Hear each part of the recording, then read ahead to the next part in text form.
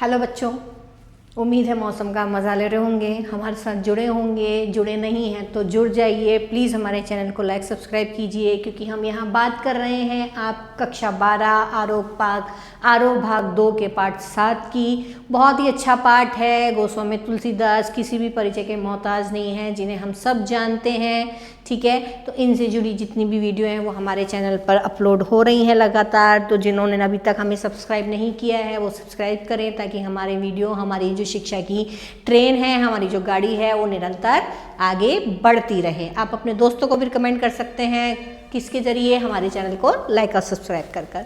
ठीक है, चूँकि चले आगे बढ़ते हैं, पढ़ते हैं। देखिए आज क्या हमें पता चलता है। हमने अभी तक जो पढ़ा, इसके पार्ट 1 में ये पढ़ा कि लक्ष्मण को शक्ति लग गई है, वो मूर्छित हो गए हैं, और हनुमान जी संजीवनी बूटी लेने जाते हैं हिमालय पर।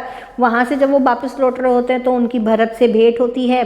ठीक है, वो 4 लाइनें जो शुरू की थी वो भरत को प्रणाम करके, उनके बारे में जान करके, उन्हें प्रणाम करके वो आगे चलते हैं अपने प्रभु के पास में। अब वहाँ इस बीच में जो लंका में होता है वो यहाँ पर वर्णन किया गया था कि लक्ष्मण को देख करके भगवान श्री राम को क्या आता है, शोक से वो भर जाते हैं। उनका हृदय बहुत व्याकुल हो जाता है। वो डर जाते हैं कि आधी रात बीत गई, अभी तक हनुमान नहीं आए, कैसे मेरा भाई उठेगा। और इसमें वो बताते हैं कि इस संसार में सब कुछ पाना आसान है, पुत्र, पत्नी, धन, वैभव, ऐश्वर्य सब दोबारा पाया जा सकता है, लेकिन तुम्हारे जैसा भाई मुझे नहीं मिल सकता।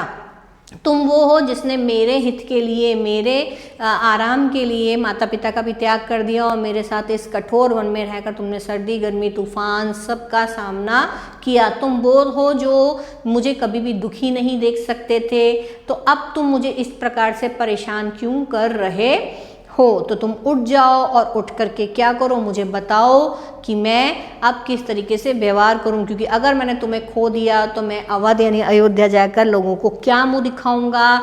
इस अपमान के साथ, इस अपयश के साथ मैं कैसे जीवित रहूंगा कि मैंने अपनी पत्नी के लिए अपने भाई को गंवा दिया। तुम्हारी माता के तुम अकेले पुत्र हो। ठीक है, तो उन्होंने जब तुम्हें मुझे सौंपा था तो ये विचार कर सौंपा था कि तुम मेरे साथ रहोगे तो सुरक्षित रहोगे, सब तरह के सुख तुम्हें मिलेंगे। लेकिन अगर अब तुम्हें कुछ हो जाता है तो मैं उन्हें किस मुंह से क्या उत्तर दूंगा कि भाई अब मुझे वो सारी बातें सिखाओ। ये सब चीज़ें हमने यहाँ पढ़ी थी। ठीक है, अंत में हमने जो पढ़ा था वो ये था कि शिव जी पार्वती से कहते हैं कि वो जो अद्वितीय अखंड श्री राम है, जो भगवान स्वरूप है, जो ईश्वर का रूप है, जो स्वयं नारायण है, जो जानते हैं कि भविष्य में क्या होने वाला है, लेकिन फिर भी चूंकि उन्होंने मनुष्य के रूप में अवतार लिया है तो वो संसार के लोगों को अब अपनी मनुष्य रूपी लीला दिखा रहे हैं। यहाँ तक हमने पढ़ लिया था। अब हम पढ़ते हैं, यहाँ से पढ़ेंगे अब हम। ठीक है, इससे पहले हमने दोहे पढ़े थे, अब ये सौठा है। यहाँ पर छंद चेंज हुआ है। सौठा है, प्रभु प्रलाप सुनि कान विकल भये वानर निकर। निकर का मतलब होता है समूह। निकर का मतलब होता है समूह। ठीक है, नहीं आ रहा? ठीक है, नीचे कर लेते हैं, कोई बात नहीं। अब आया? ओके, ठीक है। देखिए, तो सौठा यहाँ पर छंद चेंज हो गया है, छंद आ गया है अब सौठा। अब यहाँ पर वो बोलते हैं, ठीक है, यहाँ पर बोलते हैं श्री राम कि मतलब जो पार्वती से बोल रहे हैं शिव जी कि प्रभु प्रलाप सुन, प्रभु के विलाप को सुन करके, उनकी शोकातुर बातों को सुन करके जो वानरों का निकर यानी समूह है, ठीक है, वो क्या हो गया है, वो भी उसके भी क्या हो गया, वो भी व्याकुल हो गया है। प्रभु का इतना अत्यधिक विलाप देख करके, इतनी व्याकुल भरी वाणी सुन करके वो पूरा जो वानर समूह है वो भी व्याकुल हो गया है। आई गयो हनुमान जिमी करुणा मह वीर रस। तो उसी समय क्या होता है, जब प्रभु विलाप कर रहे हैं लक्ष्मण को लेकर, उसी समय क्या होते हैं, हनुमान जी वहां पर आ जाते हैं, और ऐसा लगता है मानो करुणा रस में वीर रस का संचार हो गया है। यानी जो अभी शोक का माहौल था, क्योंकि वो दवाई लेने गए थे, वो अभी तक नहीं आए थे, तो उस माहौल में हनुमान जी का आना खुशी के प्रसन्नता की बात को लेकर के आता है। करुणा रस में वीर रस, जो अभी तक शोक का माहौल चल रहा था, अब चूंकि हनुमान जी आ गए हैं, हनुमान जी के आ जाने से लक्ष्मण जी ठीक हो जाएंगे, लक्ष्मण जी ठीक हो जाएंगे तो युद्ध अनवरत चल जाएगा, उन्हें किसी प्रकार की क्षति नहीं होगी। और यह सोच करके कि भाई अब वहाँ लक्ष्मण जी उठ जाएंगे, यह सोच करके क्या हो गया है, सभी में उत्साह का संचार हो गया है, वीर रस का भाव दौड़ने लगा है। ठीक है, अब वापिस से चलते हैं दोहों पर। चलिए, यहां पर हर्षि राम भेटेउ हनुमाना। अब वो कहते कि जब हनुमान जी को राम जी ने देखा तो वो क्या हो गए, उनसे प्रसन्नता पूर्वक, हर्षि प्रसन्नता से क्या करें, उनसे मिले हनुमान जी से। अति कृतज्ञ प्रभु परम सुजाना, और वो जो स्वयं ईश्वर हैं, ठीक है, वो जो स्वयं ईश्वर हैं, ऐसे प्रभु श्री राम हनुमान जी के लिए कृतज्ञ हो गए, यानी उनका आभार मानने लगे कि तुमने मेरे लिए बहुत बड़ा काम किया है, मैं तुम्हारा एहसान मानने लगे उनका। ठीक है, कृतज्ञ हो गए। तुरंत वैद्य तब कीने उपाय, अब सुषेण वैद्य वहां पर बैठे हुए हैं, बूटी आ गई है, तो वैद्य ने क्या किया, तुरंत उपाय किया, हम लक्ष्मण जी को तुरंत वो बूटी खिलाई। उठी बैठे लक्ष्मण हर्षाई, और लक्ष्मण जी हंसते हुए वहां पर उठ गए। लक्ष्मण जी हंसते हुए, यानी उनकी मूछा टूट गई, वो वहां पर हंसते हुए उठ बैठे। हृदय लाई प्रभु भेटे उब्राता, प्रभु यानी श्री राम ने अपने भाई को हर्षपूर्वक क्या कर लिया, अपने हृदय से लगा लिया, अपने गले लगा लिया। हर्षि सकल भालू कपिभ्राता, और सभी, सकल यानी सभी, वहां पर जितने भी भालू कपि, जितने भी उनके समूह थे, वो सब भी क्या हो गए, प्रसन्न हो गए ऐसा देखकर। कपि पुनि वैद्य तहां पहुंचा हुआ, कपि, अब ये जो कपि है वो हनुमान जी हैं। ठीक है, तो हनुमान जी ने क्या किया, वैद्य को वापस से वहीं पहुंचा दिया। जही विधि तबही ताही लई आवा, ताही जहां से लेकर के वो उन्हें आए थे, कहां से लाए थे सुषेण वैद्य को, श्रीलंका से ही वो लाए थे, लंका के राजमहल से भी वो वैद्य को, राजवैद्य थे उनके। ठीक है, तो वो राजवैद्य को जिस तरीके से जहां से लाए थे, जेही विधि, जिस विधि से वो लाए थे, तबही जहां से लाए थे उस विधि से उन्होंने वापिस वैद्य जी को वहीं पहुंचा दिया। यह वृत्तांत दशानन सुने हो, दशानन तो आपको मालूम है रावण। यह वृत्तांत जब रावण ने सुना, यह सारा समाचार जब रावण ने सुना कि लक्ष्मण की मूर्छा टूट गई है और वो होश में आ गए हैं, अति विषाद, दुख के कारण पुनि बार बार उन्होंने क्या किया, अपना सिर पीट लिया। उन्होंने बार बार दुख के कारण अपना सिर पीट लिया। व्याकुल होकर के, बहुत परेशान होकर के, कुंभकर्ण पहियावा, वो कहाँ आए, कुंभकर्ण के पास आए। कुंभकर्ण के पास आए कौन, रावण। विविध जतन करिता ही जगाव, और अनेक प्रकार के, विविध यानी अनेक प्रकार के प्रयत्न कर करके उन्होंने किसको जगाया, कुंभकर्ण को जगाया। कुंभकर्ण क्या करता था, 6 महीने सोता था और एक दिन जागता था, तो अनेक प्रकार के प्रयत्न करके उसने कुंभकर्ण को जगाया।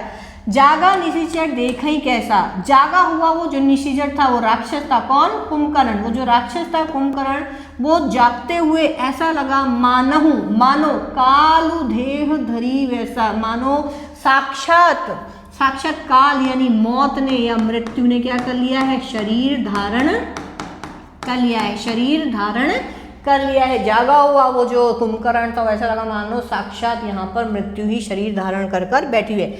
कुंभकर्ण बूझा कहू भाई, कुंभकर्ण ने पूछा, बूझा यानी पूछा, कहो भाई काहे तब मुख रहे सुकाई, कि तुम्हारे मुखों पर इस तरीके से मुझे विषाद की छाया है, तुम्हारे मुख इस तरीके से पीले क्यों पड़ रहे हैं, तुम्हारे मुख ऐसे सूख क्यों रहे। कितने मुख थे रावण के, 10, तो तुम्हारे मुख इस तरीके से सूख क्यों रहे हैं, तुम्हारा मुख इस तरीके से पीला क्यों पड़ रहा है, तो वो ऐसा पूछता है।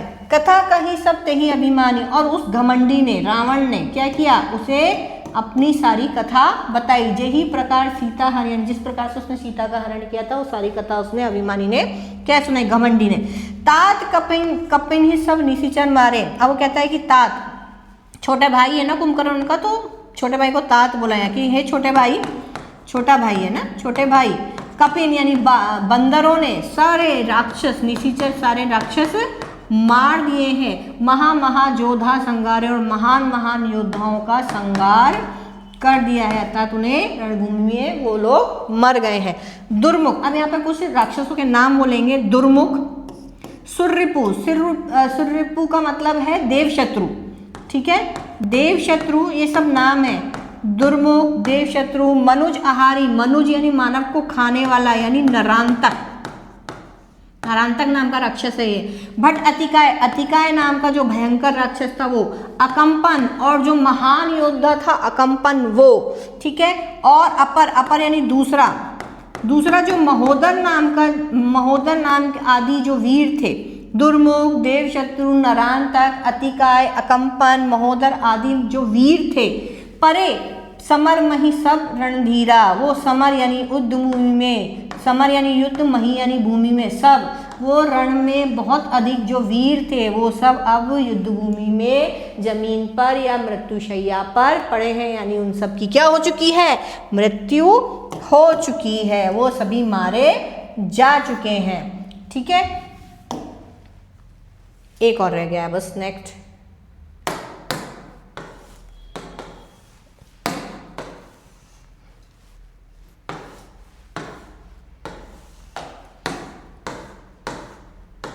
क्योंकि किसकी बात हो रही है यहाँ, रावण और कुंभकर्ण की आपस में बात हो रही है, ठीक है। तो अब दोहा आता है कि सुनी दस कंदर बचन तब कुंभकर्ण विकलान। दस कंदर, दस कंदर कौन है, जिसके 10 कंधे, जिसके 10 कंधों पर सिर लगे हुए हैं, ठीक है, 10 सिर लगे हुए हैं, तो रावण।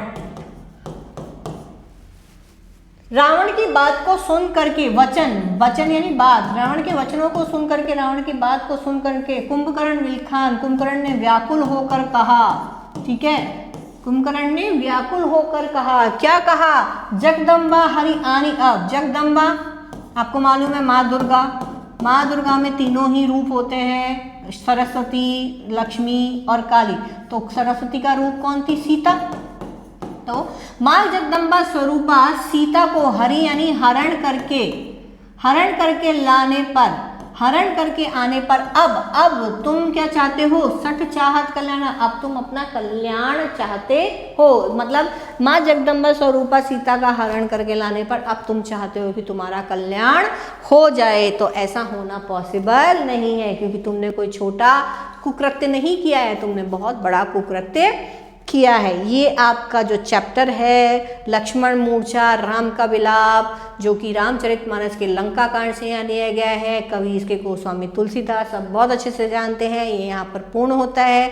नेक्स्ट वीडियो में इसके प्रश्न उत्तर हम सॉल्व करेंगे, पर इस वीडियो के लिए अभी यहीं तक। आज हमारी ट्रेन को हम यहीं रोकते हैं, फिर मिलेंगे नेक्स्ट चैप्टर के साथ नेक्स्ट वीडियो की व्याख्या में। उससे पहले आप हमारे चैनल को करें लाइक, सब्सक्राइब, अपने दोस्तों को बताएं, अपने साथ वालों को, अपने पढ़ने वालों को बताएं, ताकि वो भी इस ज्ञान की गंगा में डुबकी लगा सकें। चलिए तब तक मिलते हैं नए वीडियो में, तब तक के लिए बाय बाय।